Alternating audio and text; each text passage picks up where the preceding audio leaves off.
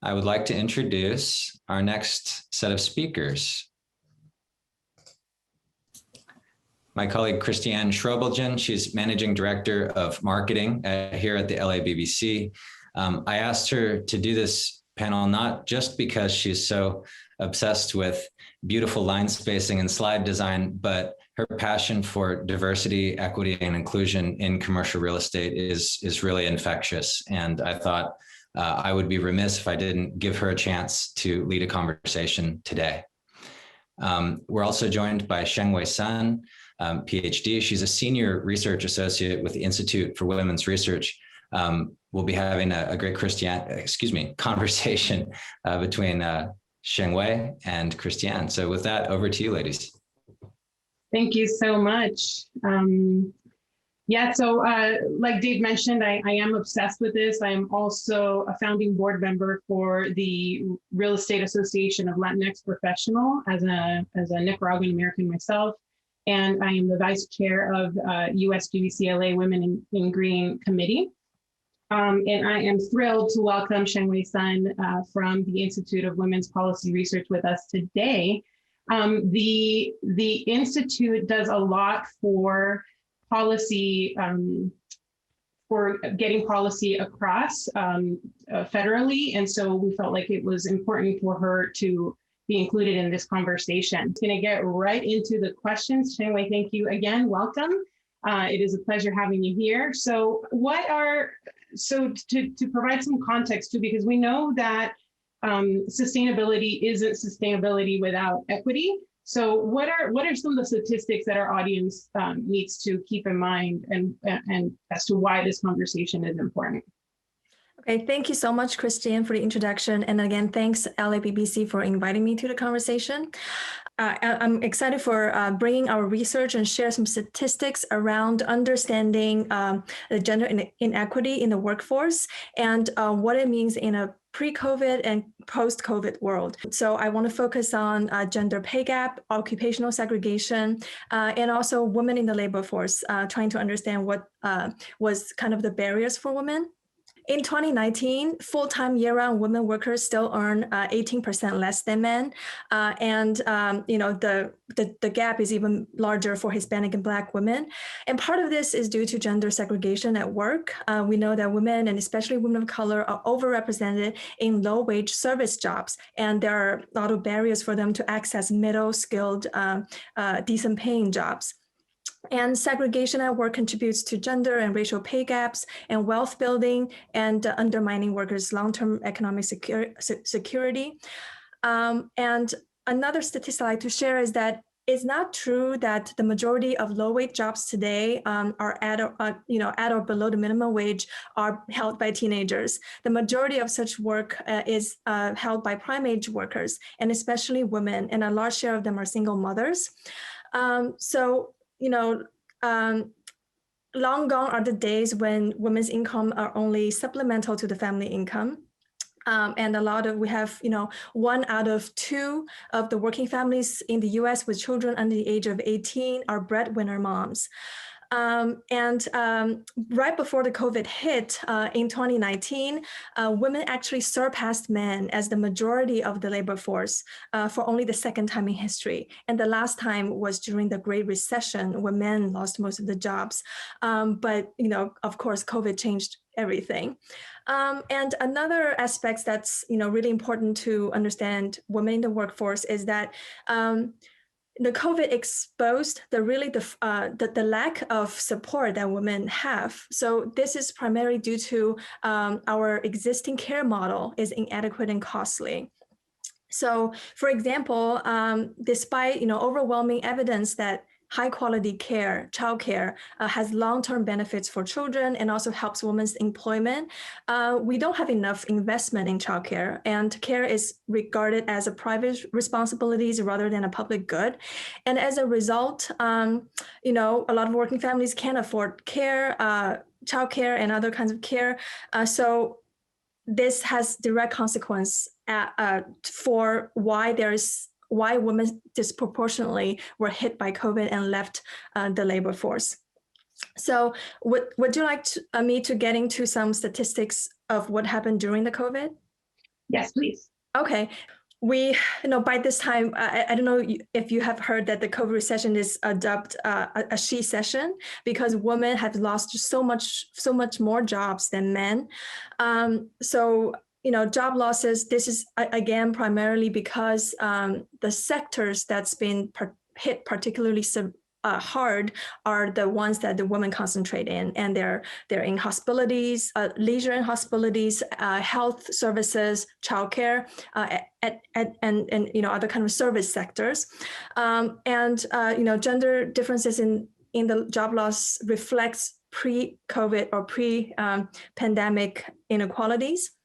But I also want to raise attention to the fact that by September last year, which is 6 months into the recession, a lot of, as the jobs slowly started to recover, unemployment rates were declining, but that kind of masked the reality that a lot of workers, especially women, are leaving the labor force.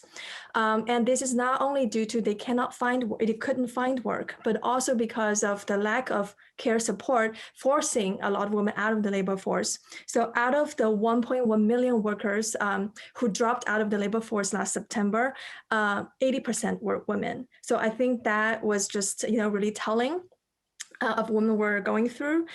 And I think, the latest statistics is that 1 year into the recession, women are still, 5.1 million jobs below the February level, compared with 4.4 million fewer jobs for men.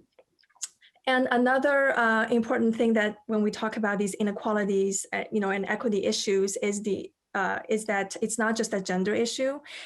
Most of the job loss were borne by women of color. So race, ethnicity coupled with gender, led to exceptionally high job loss for Black and Hispanic women, and also for low-wage workers. Some economists have been calling the pandemic job recovery as a K-shaped recovery. So for a lot of white collar workers or professional workers, the job recovery has been achieved pretty early on, but we are still going through, a very deep recession for women in these low-wage workforce. And finally, I want to call attention to these shocking statistics. So IWPR just put out a report. We looked into the gender wage gap in 2020 and compared it with last year. We found that the gender wage gap actually shrank during the 2020, but it's not for the good reason. It's because most of the jobs, women were disproportionately concentrated in low-wage jobs, and they have not been recovered. Right. So they were just being left out of the equation. So again, I threw out a lot of statistics, but showing, this pandemic, is a she session. It's also the mothers who have been disproportionately affected because of the lack of the care support. Okay. So, building a robust care infrastructure will be the key to achieving a gender equitable recovery. Right. Thank you so much. I was reading the other day through a McKinsey report, which I believe we're going to share through the chat, that to give people a perspective, if we don't do anything about the situation right now, we're estimated to lose $1 trillion in global GDP. But if we take a take action now approach, then we can add $13 trillion of global GDP by 2030, and that's a pretty large difference there on what this means for the economy. So I like to say that this isn't just a women's issue. It's not just a family issue. It's not a community issue. It's really an economic issue, and why it's so important. So thank you for that. So why could you maybe share an anecdote, like a historical reference, as to what has happened before and what does happen if we don't act now? Right. I think a lot of it has already, it's just, been covered when we talk about what was happened before the pandemic. So the pandemic is not something that just suddenly happened. It exacerbates existing inequalities, and everything that I covered, occupational segregation and gender pay gap, and also the gender pattern of job recovery is also highly similar to the Great Recession of 2007 to 2009. So we knew that the Great Recession was dubbed like a man session because it was mostly the sector that men was concentrating in that was hit hardest. But men also experienced a much sooner recovery than women. And over the past 10 years, we still see, disparities in job recovery and unemployment rates by gender and race. So I think it's just reiterating a lot of these inequalities. The chasm that we see during the COVID recession is really a reflection of what was happening, and because we didn't have all these supports in the place. Yeah.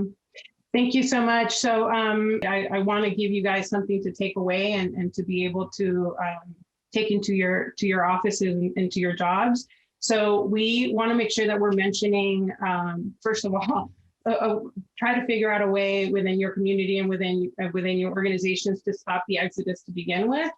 See what kind of support you can provide. Also, make sure to review and to commit to the women's empowerment principles created by UN Women. United Nations, as Dave mentioned earlier today, has a sustainable development goals. So number 5 is gender equity.